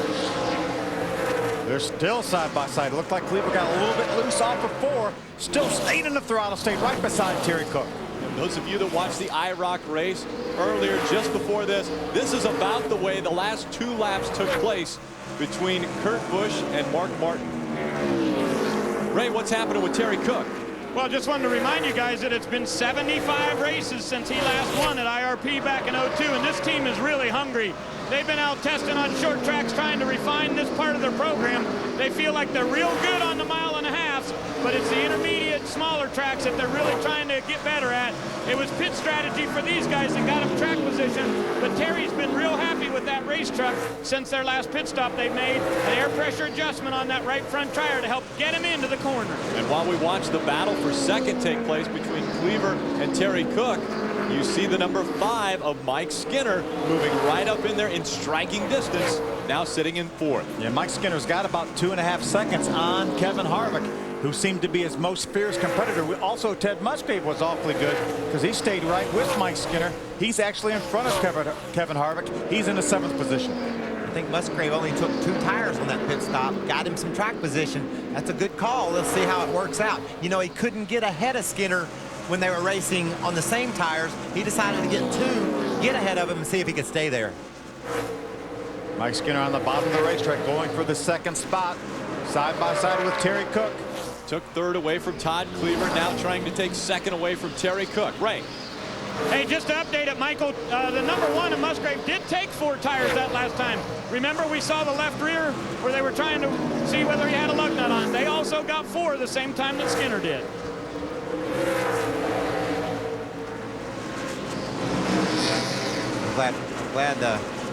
I'm glad that truck is performing as well as it is because of the fact that he's down on the inside of the 12 truck. Golly, that's just a tough row to hold going down there, and they're racing side by side. A good view out of the Silverado onboard out of Kevin Harvick's truck. Kevin Harvick wanting Ted Musgrave to either get out of the way or make this pass so that he can get by, because the laps are winding down with just 34 laps to go. It's Todd Bodine out in front of this field. Boy, it sure looks like these inside group and the outside group are pretty darn equal right now. Wendy. We saw how much Kevin Harvick was dominating before that caution, and they followed Mike Skinner down pit road. Well, they had trouble on pit road. 2 lug nuts fell off the right rear tire. It was a lengthy pit stop, and it's put Kevin Harvick back in the pack. He's got to work his way back up through traffic. I think Kevin Harvick right now is entertaining thoughts of making this situation 3 wide. Watch when they come off turn 4. It's a very, very wide front straightaway. Let's see if Kevin Harvick tries to get a run and maybe drives to the inside of Ted Musgrave. Watch this right now. See if he does it. We heard him slip. We heard him get out of the throttle. He wasn't able to do it that time. He looks to the inside, but he slipped a little bit off turn 4. I really believe that's what he's going to try to do if they stay side by side. Oh, Musgrave couldn't hold the gas down. Mike Wallace drives around Musgrave, and here comes Kevin to the inside. Doesn't take Kevin Harvick long to decide, I need to get by this number 1, and here's the opportunity. He's just glad they're not side by side anymore. Harvick will make it 2 wide as they go into 1 and 2 on the inside of the 1 of Ted Musgrave. Now he sets his sights on the 12 of Mike Wallace. Mike Skinner's closing in on our leader, Todd Bodine. He's down to about a second, almost a little bit less than 3/10 behind him. He was over 2 seconds behind just a handful of laps ago. Look at this battle. They can't work this out. Mike Wallace is on a little bit older tires, but holding his line and doing a good job up high, and it's just making things a little bit congested. Will Ted get in the back of him? Looks like he's thinking about it. This is 6th, 7th, and 8th. Right now, Mike Wallace holding on to 6. Now, the 47 of Kevin Harvick tries to take that spot away. Oh, he just almost, can he clear him? Not quite. Kevin Harvick going across the start-finish line in 6th position. Does he make the pass stick? He does. And so it's 6th, 7th, and 8th. Harvick, then Wallace, then Musgrave. You know, Mike did such a good job at Bristol. He finished in the top 10 in that truck, the 12 truck Toyota. Todd Bodine out in front of Mike Skinner. There's the gap between 1st and 2nd. It's Todd Bodine looking for win number 2 of 2005. It's a NASCAR weekend on speed, live from Richmond. Friday, Nextel Cup final practice. Then, Busch Pole qualifying and NASCAR trackside. Saturday, NASCAR This Morning. Your NASCAR weekend begins. NASCAR, and as Michael mentioned, the 9th caution of the night has come out, and look at the damage. We saw the 50 of Todd Cleaver going by. Cleaver was involved in a battle for 4th, and a lot of damage to the front of that truck. Wow. That's a big crash. What happened? Sure was. They must have got together entering the corner. That's high speed crash. It's about 150 miles an hour on the front straightaway here at Richmond. Very, very fast. Down to about 95 miles an hour in the center of the corner. A lot of damage to Todd Cleaver. You know, that's such a good run going, too. You just drive so deep into these corners, Phil. When something goes wrong, you've got the gas wide open, and you're already all the way down in the corner. And when something goes wrong, you let off. You're on 150 mile an hour when you're going up toward the wall. We call this a short track, and it is. It's less than a mile, but 150 miles an hour is pretty fast, and they had trouble getting this corner. So they probably hit this wall at 130 or 40 miles an hour, and you can see what kind of damage it can do. Again, Todd Cleaver running in the 4th position. That was hard contact right there, the 38 made. He must have blown a tire or something. You see the left rear here, Phil, is down. I think he blew a tire entering the corner, and the 50 let off for the accident, and I bet you somebody hit him in the back. Yeah, right Boom, there. right there. You can see the 16. You're exactly right. It was the 16 of Jack Sprague. Now, Jack made a little contact with the left front corner, too, but probably a situation where Todd probably saw it first, or maybe a spotter caught it first, and then he probably tried to throw his hand up, didn't have enough time, and Jack ran in the back of him. It certainly was not intentional on Jack's part. No, but you know, you see that so often where maybe your spotter says something a little bit before the next guy does, and you see something before anybody says anything, and you let off and pay the price. He definitely blew a left rear tire, and that sent him spinning. Tough break for Brandon, and tough break for Todd Cleaver, who was running in the top 5, but a giant break for people like Mike Skinner and Kevin Harvick. Well, the Toyota Spotlight lets us take a closer look at where tonight's field of Toyota Tundras are currently running. Todd Bodine and Mike Skinner out in front of this field, 1st and 2nd. Another good night for Mike Wallace at number 12. Boy, he's done a good job since he got in Darrell's truck. He's had a couple of top 15 runs in that thing, and now tonight he's led the race and currently running in 7th spot. So a tip of the hat to Mike Wallace. Todd Bodine out in front, and we've seen on all the hoods of every Toyota the relief effort. NASCAR.com, there you can see, go to the American Red Cross. You can also check out on the screen the different websites and phone numbers that you can call for Hurricane Katrina relief. Speed Channel supports that relief effort along the Gulf for those affected by Hurricane Katrina. For those of you wanting to help out, you can contact the American Red Cross or the Salvation Army. And again, the websites and phone numbers are there on the screen. Caution 9 has come out. It was the 50 of Todd Cleaver and the 38 of Brandon Witt bringing out the most recent caution. 10 years of beating, 10 years of banging, 10 years of the toughest racing in NASCAR. The NASCAR Craftsman Truck Series only on Speed Channel. We go to New Hampshire International Speedway, the Magic Mile, September 17th, 3 p.m. Eastern. That's next week. We have a great battle. In store for us after this race, it's 7 to go. Dennis Setzer came into this race 143 points in front of Ted Musgrave. Well, after the problems with the right front going flat, Dennis Setzer having to stay on pit road for numerous laps, making repairs. And we look at the points as they stand now. We said at the very beginning of the show, Dennis Setzer did not want to have another bad race here. He's lost 84 points the last 2 races. Well, he's going to lose a slew of points here, about 90 as of right now. He will only be 50 points ahead of Ted Musgrave if this race ends like they're running right now. And Dennis Setzer is not going to be able to gain a whole bunch of points because, again, most of the trucks are still on the racetrack.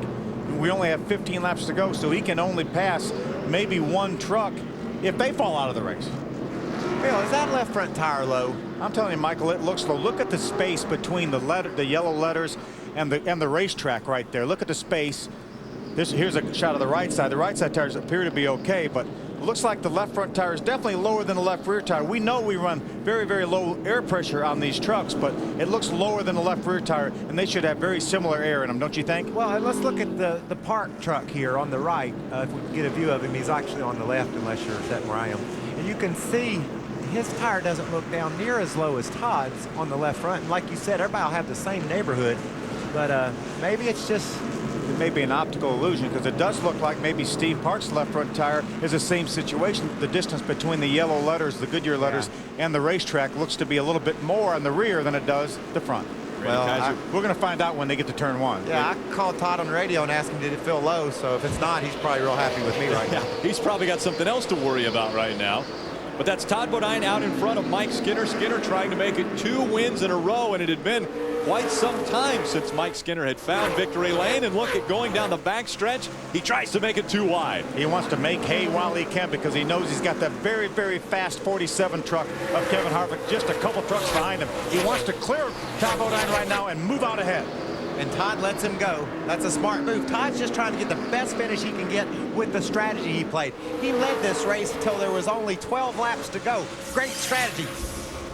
Oh, problems with the 99 of Ricky Craven. Again, problems. A lot of damage to the 15 of Kyle Busch there. We just caught a glimpse of him as he came off turn number 2.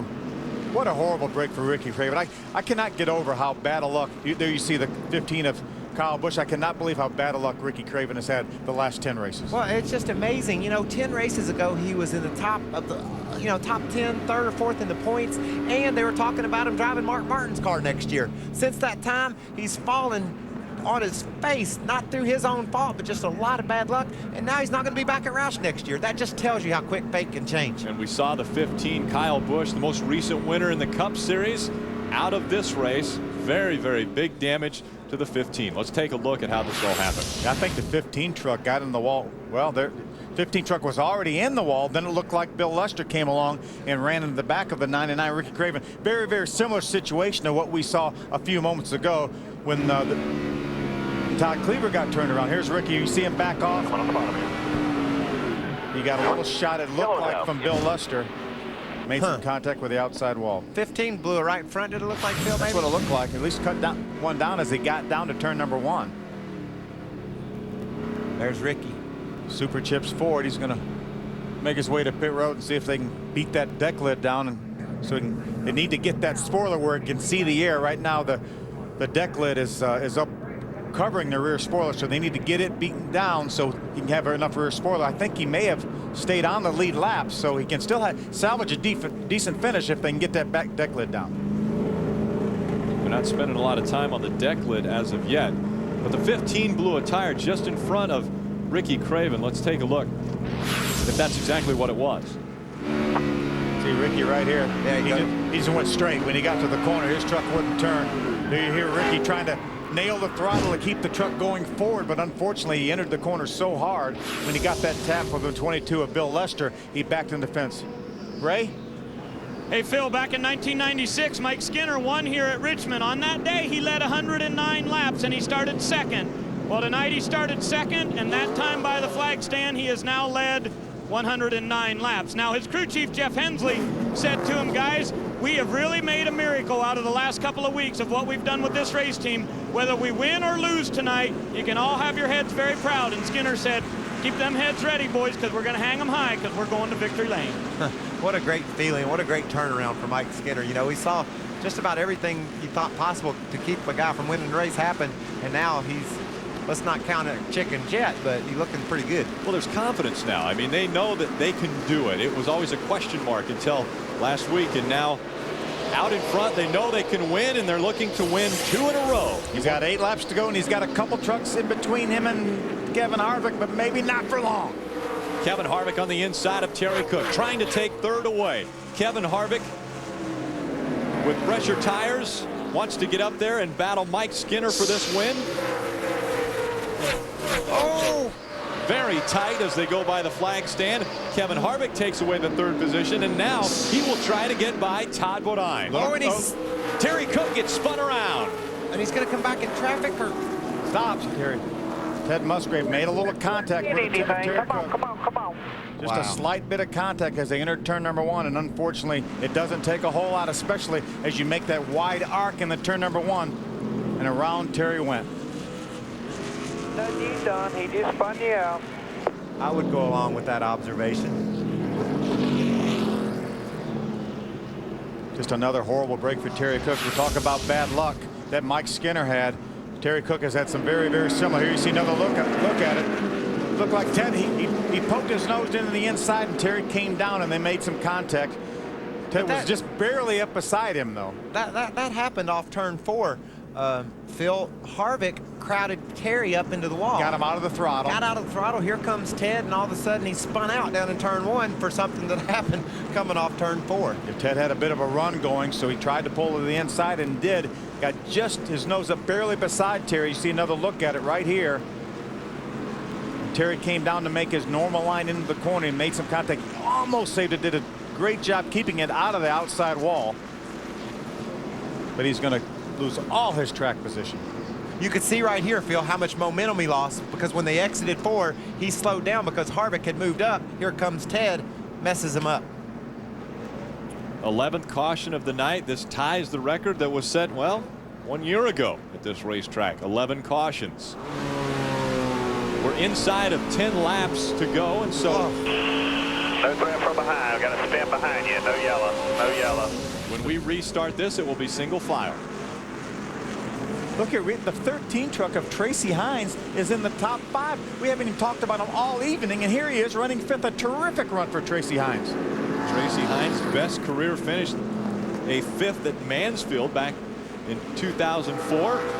That's a great run. Pace truck off the track. It's Mike Skinner out in front, taking the green. Here it comes, Harvick. 4 laps of racing to go. Mike Skinner. Kevin Harvick on the inside. Trouble. Of David top Starr's 9, around. and we get a spinner again. That's the 75 of David Starr getting spun around, and the caution comes out, and a new record for cautions at Richmond. That's the 12th. You got to believe there was contact there. There were so many trucks racing here. Inside 5 laps to go. What a horrible break for our pole sitter, David Starr. There's a look at David right there. Now a question comes out. Not happy. See if we can see what happened here. You see David, he's on, looks like the 88 Matt Craftsman drives to the inside. Very, very similar to what happened with Ted Musgrave and Terry Cook. Now, Phil, we've talked about how wide the groove is here. Craftsman was in there pretty good ways. I don't believe David would have lost that position had he have just rolled to the top side, ran that groove. He definitely wouldn't have spun out if that happened. It looked like David really tried to cut down on the 88, and the 88 with 2 or 3 laps to go said, I'm in here, I'm staying in here. This is a racetrack that you don't have to be on the bottom of the racetrack. If he pulls beside you, give him that bottom lane and beat him off turn number 2. We've seen it happen so many times tonight. We saw on that lap right there, Harvick drove to the inside of Todd Bodine, but he couldn't complete the pass because Todd rolled around the top and held him off. He's still set in second. We're going to go for a green-white checkered here, and I don't know what's going to happen. Well, I was going to bring up the fact that those two were side by side when that caution came out, but obviously Todd Bodine being scored in front of, so the last loop they went by, Todd Bodine was still in front. So it's going to be a 2-lap sprint. Mike Skinner out in front, Todd Bodine second, Kevin Harvick in third. Harvick's sitting there with a fast truck, the same tires as the leader has, but the leader has track position. You know, we talk about how critical pit stops are. Had a little bit of a mess up on pit road, lost a lot of track position, could cost him this race. The 59 of Robert Presley's in the top 10. Jim Harris's truck, he's giving it a great ride. 2 laps to go. Green flag flies. Oh, Mike great Skinner start by out in Todd front. Bodine. Todd Bodine goes to the inside. Tries to make it too wide as they go into turn 1 and 2. They will go nose to tail. Boy, Skinner through the block, and it worked. Down the backstretch they go. Bodine had a great run on Mike Skinner at the start, but now it's 2 truck lengths between himself and the lead. Todd Bodine doing a great job. He had good pit strategy. He got track position. Right now he's running second on the last lap. White flag has flown for Mike Skinner. As he goes through 1 and 2, he puts 3 truck lengths between himself and Todd Bodine. It doesn't look like Kevin Harvick is going to have anything for Bodine for second. And Mike Skinner will come out of turn number 4 and win race number 2 on the 2005 season. Tracy Hines emerges with a top 5 finish and ties his career best. Mike Wallace with a great run in that 12 truck finishes 6th. You got to tip your hat to Glenn Thunderburk and those guys on that team. He brought that truck to pit road on lap 20-something to work on it. Used his pit strategy to the best of his ability. Got a great top. How about Jeff Hensley and Mike Skinner? We're going to tip our hats to them too. 2 in a row. 2 in a row. And what about Goss? Right up front again, just like he always is with that 47 truck. Ray. Hey, we're with Jeff Hensley. I'll tell you what, you guys went through some big ups and downs this year, and now 2 in a row. How's that feel? Oh man, this is getting habit forming here. I'll tell you, this is cool. No, I tell you, these guys, they've worked their butts off all year long, and like Mike said at Bristol, you know, they deserve 4 or 5 more of these, and you know, they work really hard. And man, I tell you again, I'm not really sure what to say. Again, I want to thank those guys back at the shop. They worked so hard to get this stuff prepared for us. And Brian Childers, if you're watching, we're going to turn this around and carry it to Loudon because this was a brand new truck we brought here. We tested it 2 weeks ago. Brian's our shop foreman back here at the shop. And we brought it here and tested it. It was awesome. We brought it right back. We didn't hardly do anything to it today. And it just worked great. I mean, all the guys at TRD that hang the bodies on these trucks and the guys at the Cup shop, man, I'm telling you, and Bill Davis racing, it's unbelievable. This is fun. Go enjoy Victory Lane. That's Jeff Hensley, 2 wins in a row as a crew chief. That's a great slide, isn't it? With everybody's being so conscious of what's happening down in New Orleans and with our troops across the country, it's nice to see that flag flying. Well, tonight's Mobil 1 move of the race is brought to you by High Endurance Oils from Mobil, official motor oil of NASCAR. This is that last restart. Remember, green or white checker. Mike Skinner did not get a good start. Todd Bodine had a great run going. Skinner through the block, and it won him the race. Do you think maybe Todd thought better of it, too? He said, maybe I better be protecting second. If I drive down on the inside of Skinner, that darn Harvick will go around the outside of me. So it's a great block, and I think that made up Todd's mind. He said, I better not force the issue. Yeah, I'm going to take second and like it. Jeff Hensley mentioned habit forming. Mike Skinner to enjoy the celebration. 2 races in a row. Wendy Venturini's caught up with 3rd place Kevin Harvick. We thought Kevin Harvick had the truck to beat before that caution. Randy Goss brought you to pit road, and then you had trouble on your pit stop. Was it not enough time to get back up there? Yeah, we had an awesome truck. This Chevrolet Silverado, Kiss Army and Silverado on the hood and race that. We had an awesome truck. They did a great job. Had a little bit of trouble on a pit stop, but I mean, I had a great time tonight. Just ran out of laps there. Didn't need all those cautions, but had a lot of fun. His weekend's just starting, folks. He is running triple duty. Mike Skinner claiming his 18th win in the NASCAR Craftsman Truck Series. We'll be back for his celebration after this.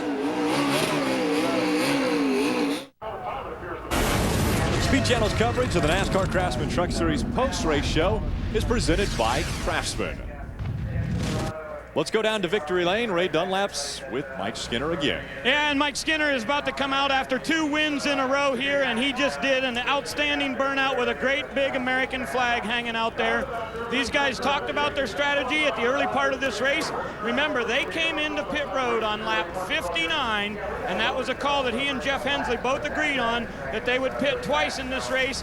They wanted to do it 59, then they came in on lap 143. Skinner gets out of the truck right here, his number 5 Toyota Tundra. He has now come to victory lane 18 times, and we have a Cherios hailstorm going on down here in victory lane. The gunslinger back to victory lane. 2 in a row, baby. Come on, come tell me about it. How did you do 2 in a row? It took you forever to get back once, and now you're here again. How long's it been since we won? It's been 15 days and no races, brother. Oh, man. Thank Cherios, thank Tundra. Hurricane relief, NASCAR, Toyota. Everybody's working hard right now. Those people right there need us. Wasn't for good old America, we couldn't do what we do. And I can't thank, Valvoline, XM, everybody. We got so many people that helps us. Won a race in Frank last week, and Frank Altamira, you're the man, but this ain't Frank. This is sister to him, but hey, we had a great time, man. I mean, we got so many people that's hung in there with us. Justin Boots, Maui Jim, man, Easy Go Golf Carts, Cleveland Golf Clubs, which I'm going to go with Jim Harris tomorrow morning and use. We just had a great time tonight, Ray. You guys made that strategy call to come in at 59. Were you sure that was the right move, that you were going to pit twice tonight? Heck no, we wasn't sure of it. We wasn't sure of it, but we knew. Let me ask you about the restart, though, because they're about to show us a picture there, because that was really the key there. You did some good blocking, had good control of the truck, and that was what the key was. No, Ray, that was a terrible restart is what that was. We'd had perfect restarts all night, and I overwound our little motor in this thing. I hope I didn't hurt it, but overwound the motor and got it up there on the chip pretty hard, and she was a little tired after that. I hope I didn't bend the valves, but I'm sure John Dysinger and all them people from TRD will fix her up so we can take her to the next race. But, man, isn't it great? This is awesome. Congratulations. Welcome back. 2 in a row for Mike Skinner and the 5 truck. I bet you, Rick, that he left the test here a week ago very confident about coming back to Richmond. He was head and shoulders above the rest that day. Well, a big night for Toyota. Mike Skinner coming home with the win. Second was Todd Bodine in Toyota as well. Wendy?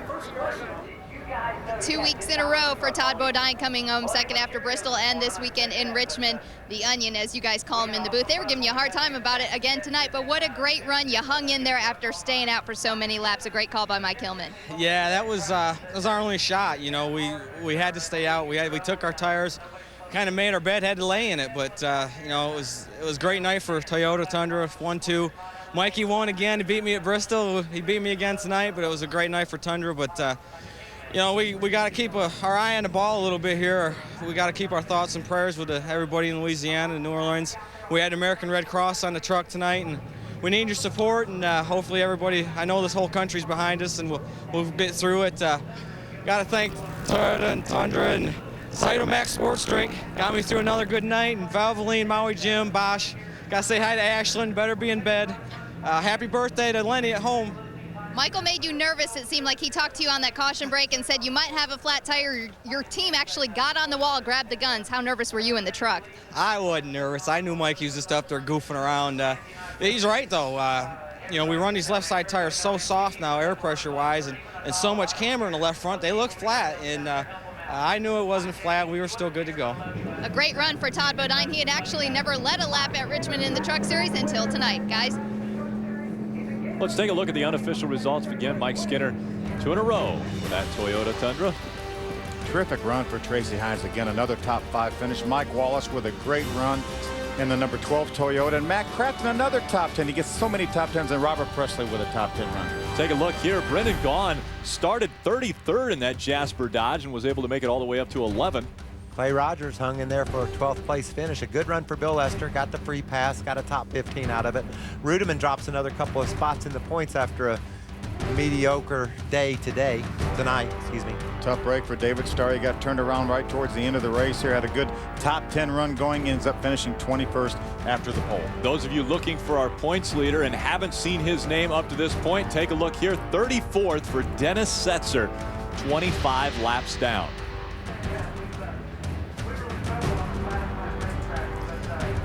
Under the lights at Richmond International Raceway, Mike Skinner claiming his second win of the 2005 season, and Dennis Setzer losing spots in the points championship race.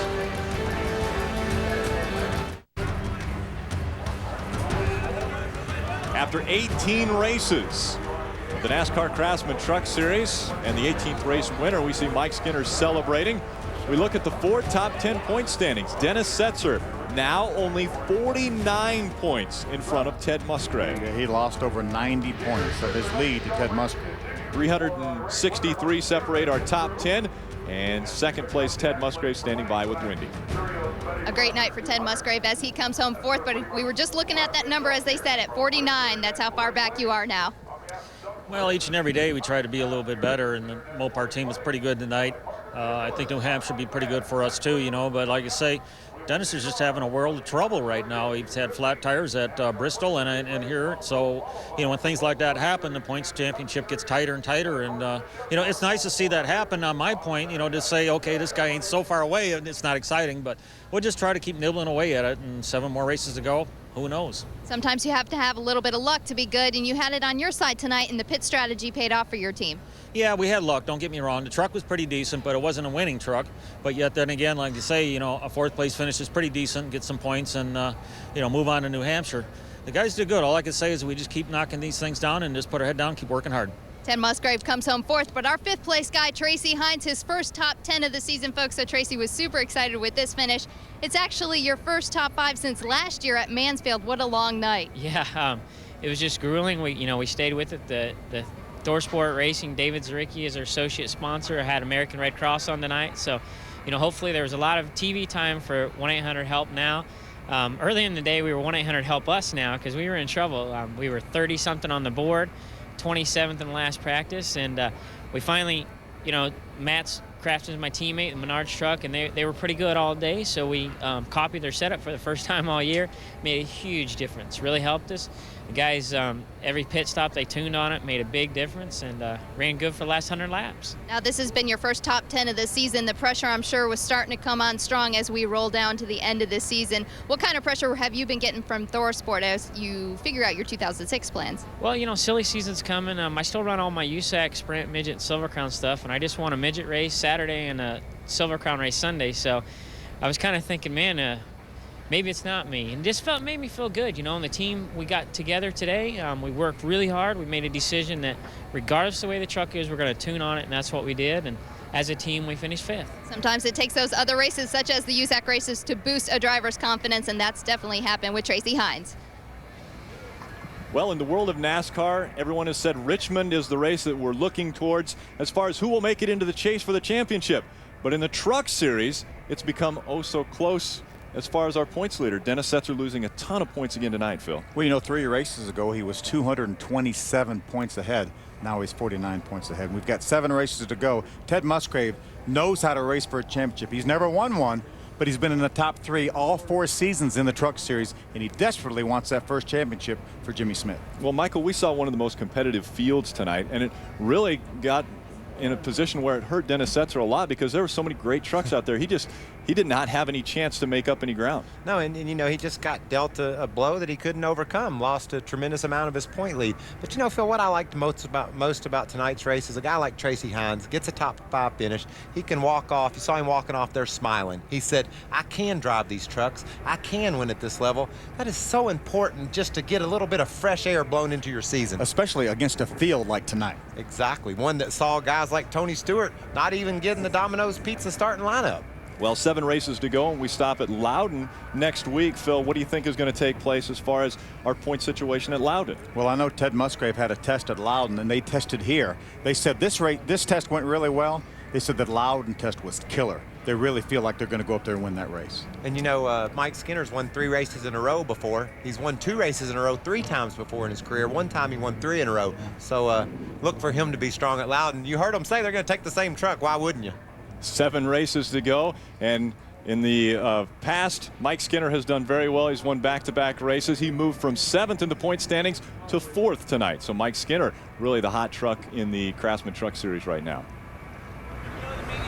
Continuing to enjoy victory lane, the Cherios Betty Crocker 200 being won by Mike Skinner. Richmond International Raceway, this the final race for the NASCAR Craftsman Truck Series. They will not come back here in 2006. That's already been announced by Richmond. So Mike Skinner claiming the last trophy at Richmond. And it makes you wonder why, really. Yeah. Yeah, what a great race we always see here. Is Aaron Crocker kin to Betty Crocker or not? Maybe a distant aunt, niece or something. I'm going to guess just a similar last name. How similar? Exact. Started off as David Starr grabbed the pole, but the wrecks came often as we had a record number of cautions coming out tonight. A lot of people saw damage, but it was Mike Skinner unscathed as he took the checkered flag and win number 2 in the 2005 season. Mike Skinner on the way up in the point standings.